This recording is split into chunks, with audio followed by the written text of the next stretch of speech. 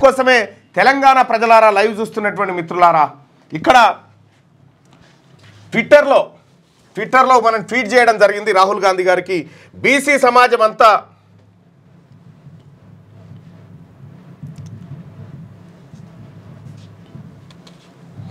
BC సమాజం అరే ఇక్కడ రాదా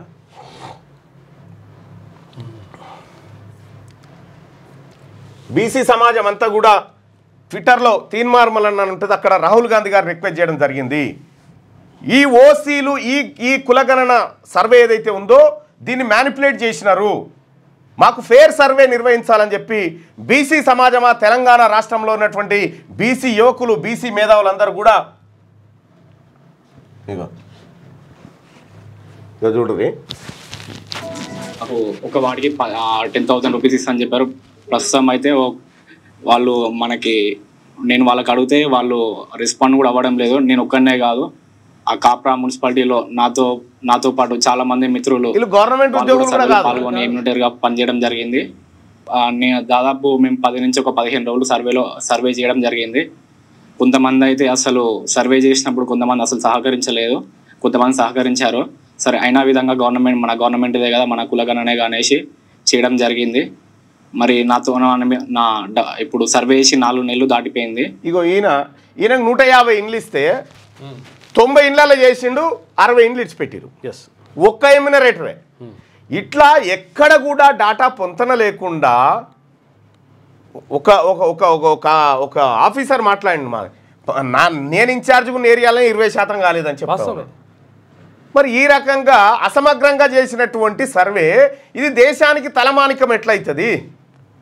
కులాల వారిగా లెక్కలు బయటపెట్టరు చూద్దాం కులాల వారిగా గ్రామాల వారిగా లెక్కలు బయటపెట్టరు కులాల వారిగా గ్రామాల వారిగా లెక్కలు బయటపెట్టరు మనకు చిత్తశుద్ధి ఉంటే పబ్లిక్ డొమైన్లోకి తీసుకురారు సపోజ్ మీ ఊరుంది మల్యాల మీ మల్యాలలో ఉన్నటువంటి ఊర్లో ఎవరెంత శాతం ఉన్నారని తెలిస్తే ఇంటింటికి పోతే అడిగి తెలిసిపోతుంది ఒకటే రోజు మా ఊరుంది మా విలేజ్లో అది మాది మేజర్ గ్రామ పంచాయతీ మా ఊర్లో రెడ్డిస్ ఉండరు ఓన్లీ బీసీ ఎస్సీ ఎస్టీ ఆ తర్వాత వైశ్యులు వాళ్ళే ఉంటారు ఇంకా వేరే క్యాస్టే ఉండదు సో ఇట్లా మీరు కులాలకు సంబంధించినటువంటి లెక్క ఇంకా ఇప్పుడు అయిపోయింది అనుకుంటున్నారేమో కాదు ఆ మొత్తం డాటా నిజంగా మనది పారదర్శకమైనటువంటి డాటానే అయితే రిలీజ్ చేయరు రెండోది ఇంకొకటి అది కాదు ఎవరెవరైతే సర్వేలో పాల్గొనలేదో సర్వేలో పాల్గొన్న కుటుంబాల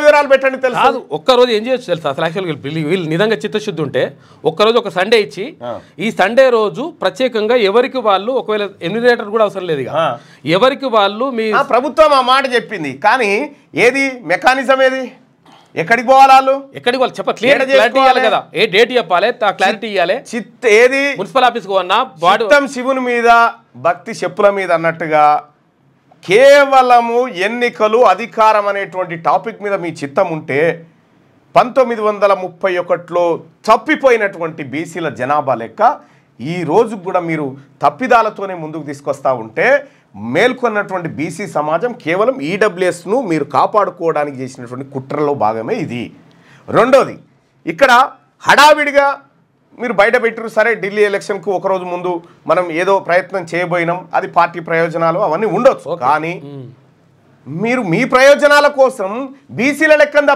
తప్పు చెప్తామంటే ఎట్లా మీరు చెప్పినటువంటి లెక్కకు శాంటిటీ ఏంది మీరు ఒకటి నేను తీన్మార్ మల్లన్నగా బీసీ వర్గాల బిడ్డగా డిమాండ్ చేస్తా ఉన్నా మనం చేసినటువంటి సమగ్ర కుల సర్వే ఉంది కదా గ్రామాల వారిగా వివరాలు పెట్టండి గ్రామాలు వార్డుల వారిగా పెట్టాలి వార్డుల వారిగా వివరాలు పెట్టండి రెండోది ఎవరు ఇందులో పాల్గొనలేదో వాళ్ళ వివరాలు పెట్టండి ఈ రెండు పెడితే మనం సరిగ్గా చేసినట్టు పోయిగా ఈ రెండు పెడితే చాలు ఎక్కడ కూడా అపార్ట్మెంట్ వాళ్ళు ఉంటే ఓనర్ తప్ప మిగతా అపార్ట్మెంట్ ఎవరిని చేయలే ఎట్లయితుంది ఇది సమగ్రంగా అంటారు మళ్ళీ ఇంకా కాబట్టి ఈ అసమగ్రమైనటువంటి కుల సర్వేని బీసీ సమాజం యాక్సెప్ట్ చేస్తలేదు ఒక్కరన్నా బీసీ వర్గాల్లోంచి ఇది మాకు నచ్చిందా అన్నోడు ఉన్నాడా ఈ సరూర్ నగర్ హుడా కాంప్లెక్స్ దగ్గర 42 అపార్ట్మెంట్లలో మొత్తం సర్వేనే జరగలే తర్వాత ఇక్కడ మల్కాజ్గిరికి సంబంధించి 138 వార్డులో అసలు సర్వేనే జరగలే సో ఇట్లా మీరు ఈ సర్వే చేయకుండా వాస్తవానికి ఏం జరగాలి నిజంగా సర్వే చిత్తశుద్ధితో ఉంటే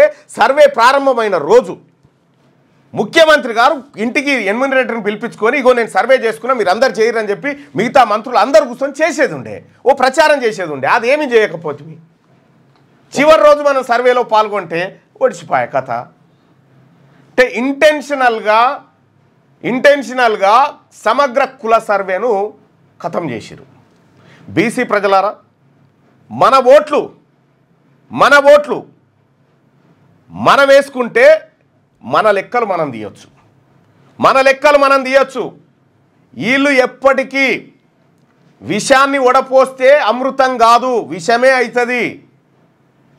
కాబట్టి బీసీ సమాజమా అంతా మేల్కోవాల్సినటువంటి సమయం ఆసన్నమైంది. కొంతమంది కాన్సీరామ్ గారు తన అన్ ఎరా ఆఫ్ స్టూంజెస్ అనేటువంటి బుక్లో రాసినట్టుగా, చెంచాయుగం అనే బుక్లో రాసినటువంటి విధంగా కొంతమంది ప్రవర్తిస్తారు. ఆ చెంచాల గురించి మీరు ఆలోచించకండి. కానీ ఒకటైతే సత్యం, తెలంగాణ రాష్ట్రంలో కుద్దు అప్పర్ క్యాస్ట్ వాళ్ళు ఒప్పుకుంటారు ఇది అన్యాయం అన్నా అని. అప్పర్ క్యాస్ట్లో ఉన్నటువంటి రెడ్లు ఫోన్ చేసి చెప్తారు, అన్న ఇది అన్యాయం అన్న, ఇది జరిగింది, మ్యానిపులేషన్ జరిగిందన్న, ఇంత జనాభా ఇంత తక్కువ ఉండదన్న బీసీలది అని వాళ్ళు కుల్లాగా చెప్తున్న తర్వాత ఇక మరి బీసీ సమాజమా మనం మేల్కోవాల్సినటువంటి సమయం ఆసన్నమైంది. ఫిబ్రవరి 12 తారీఖు వరకల్లా నోటీస్కు రిప్లై ఇవ్వాలని చెప్పిర్రు. నేను ఒకటి చెప్తా ఉన్నా, తీన్మార్ మల్లన్న దేనికి భయపడేటోడు కాదు. అర్థమైందా? తీన్మార్ మల్లన్న దేనికి భయపడేటోడు కాదు.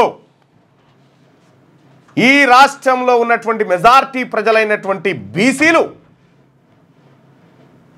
మీ నోటీసును అందుకున్నారు. వాళ్ళు మీకెప్పుడు షోకాజీ